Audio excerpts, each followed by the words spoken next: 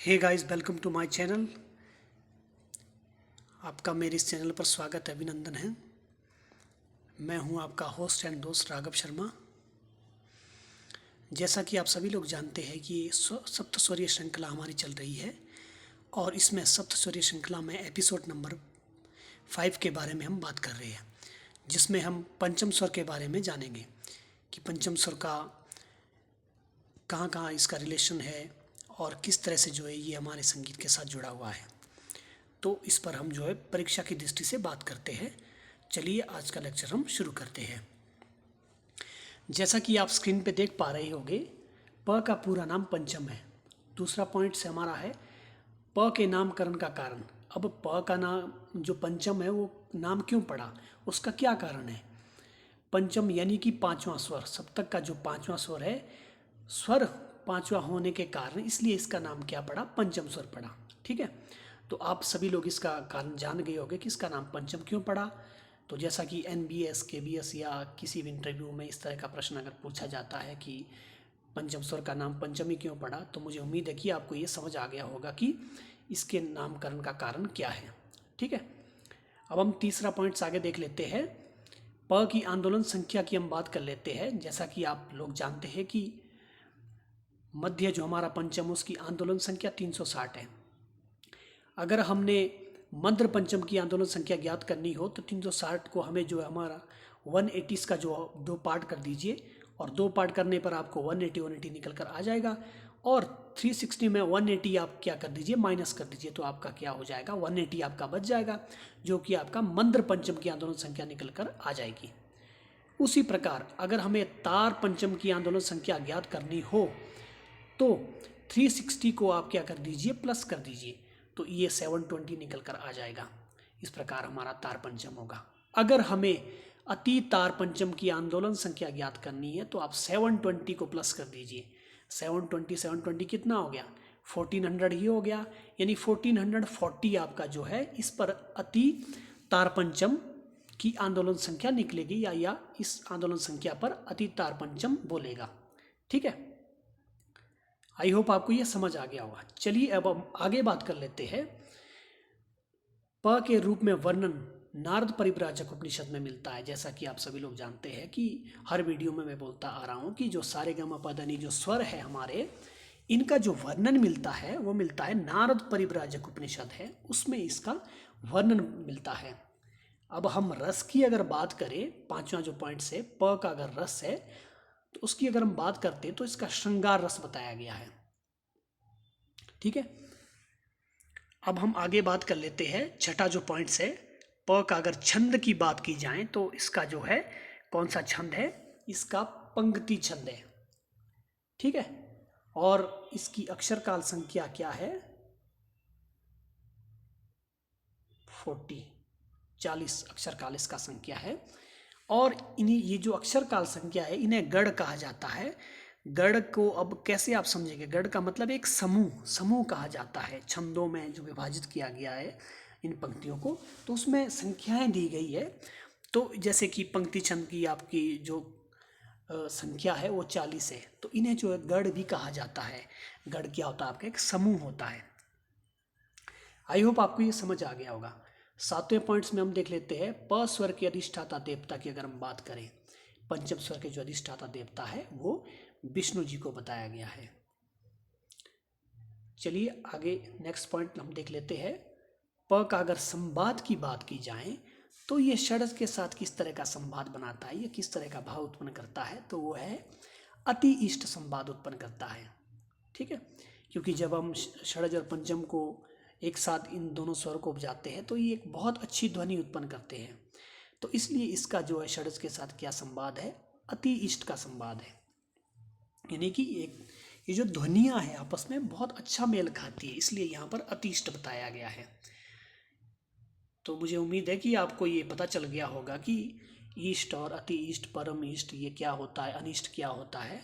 अब अगर परीक्षा में आपको कहीं भी ये इस तरह के शब्द दिखेंगे तो आप तुरंत समझ जाएंगे, जो मेरी वीडियोस को देखते आ रहे होंगे। अब हम 9 पॉइंट देख लेते हैं। प का प्रकृति में उत्पत्ति स्थान की अगर बात करें तो कोयल बताया गया है प्रकृति में। जो इसका उत्पत्ति स्थान है वो कोयल बताया गया है। और ये जो उत्पत्ति स्थान जो बताया गया ये किसने बताए हैं? ये पंडित दामोदर जी ने बताए हैं। जैसा कि अगर आपने मेरी वीडियो रेगुलर देखी होगी तो उस पर मैंने जो है स्पेशली एक वीडियो बनाई है जिसमें जो है स्वरों के देवताओं के बारे में वर्णन किया गया है, स्वरों के रंगों के बारे में वर्णन किया है। तो उस वीडियो को आप ज़रूर देख लें, आपको उससे पूरा ज्ञात हो जाएगा कि ये जो आपके जो नाम बताए गए, उत्पत्ति स्थान जो बताए गए प्रकृति के आधार पर, वो किसने बताए हैं। चलिए आगे हम बात कर लेते हैं 10वां पॉइंट्स। प का अगर वर्ण की बात की जाए तो क्या है? ब्राह्मण वर्ण है।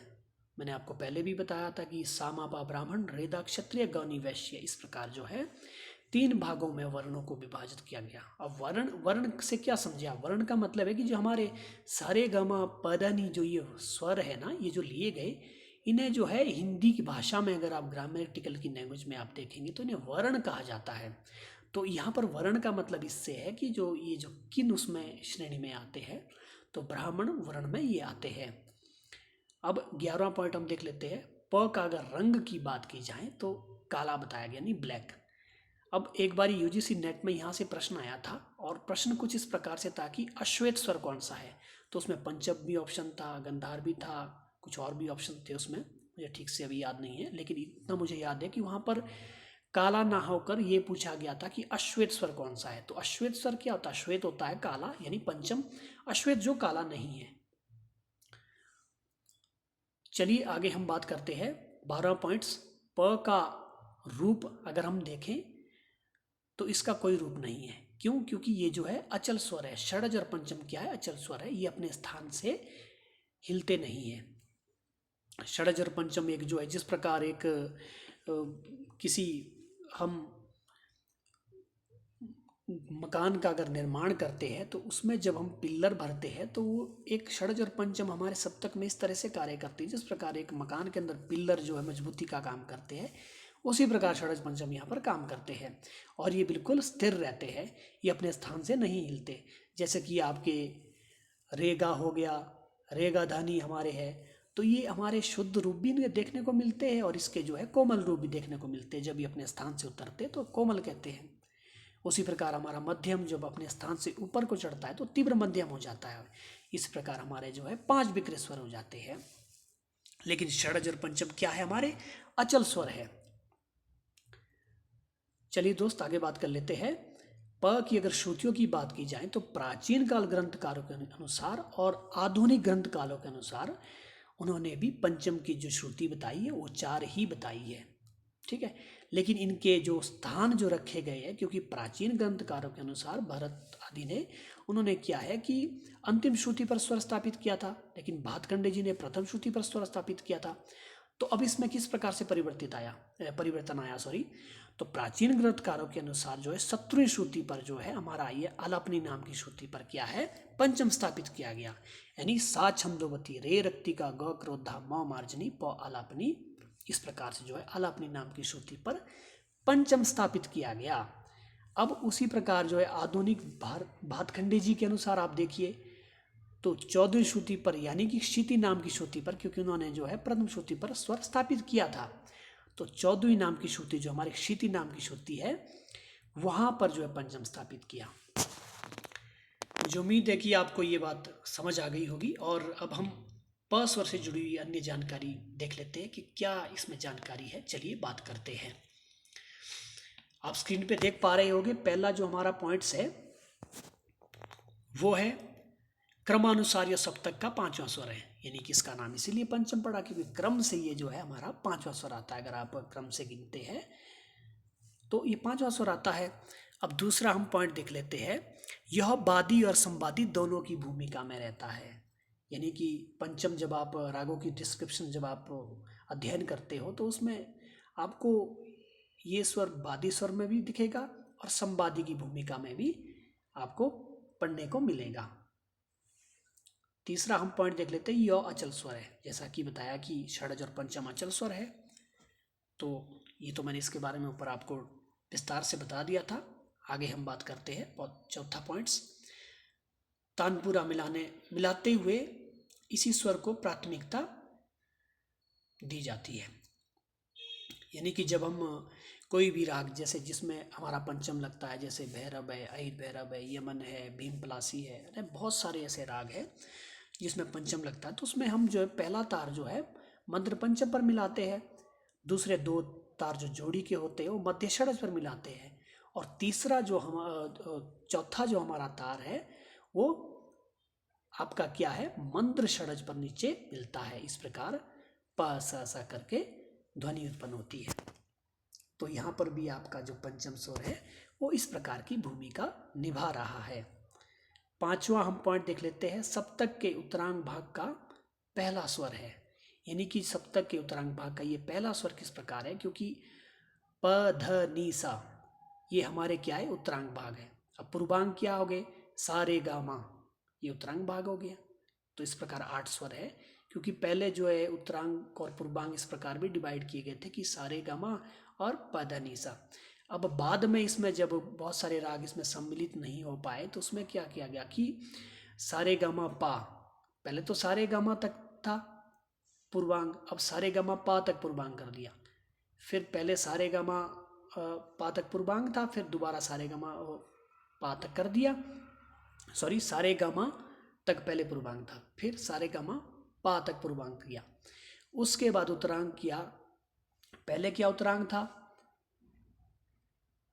प ध नी सा, लेकिन उसके बाद किया फिर मा पा ध नी सा, मा पा ध नी, ये पूर्वांग किया गया क्योंकि उसमें बहुत सारे राग सम्मिलित हो गए।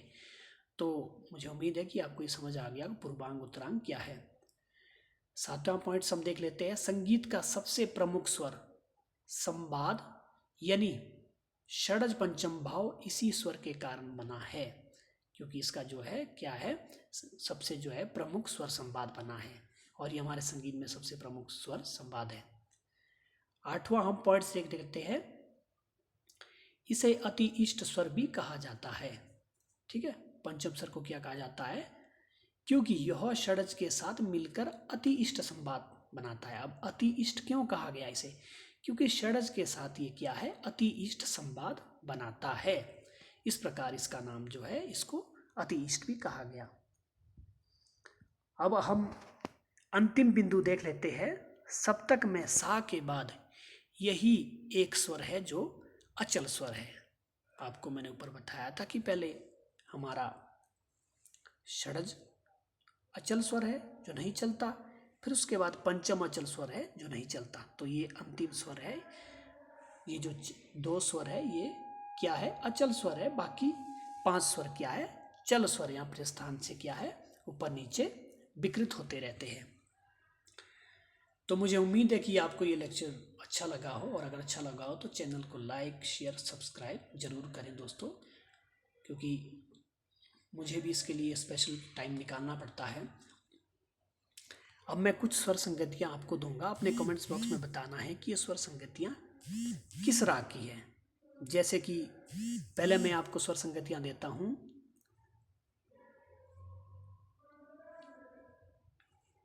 प रे की, फिर रेपा, फिर तीसरी स्वर संगति होगी मंद्र पंचम से रे तक, मध्य रे तक। तो आपने बताना है कि ये स्वर संगतियां किस राग में लगती है। ठीक है, चलिए आपने इसको पहचानना है। प रे सा, ये पहली स्वर संगति है। दूसरी स्वर संगति है रे रे पा, पहली थी प रे सा रे पा, दूसरी ये थी। अब तीसरी कौन सी है, प रे प रे, यानी कि मंद्र पंचम से रे पर हम मेट लेंगे। तो आपने बताना ये किन रागों में ये स्वर संगतियाँ प्रयोग की जाती है। तो कमेंट बॉक्स में ज़रूर बताएं, और वीडियो कैसी लगी आप जो है उसके बारे में भी फीडबैक दें। मुझे उम्मीद है कि आपको मेरा ये लेक्चर अच्छा लगा हो। Thank you, bye bye, take care.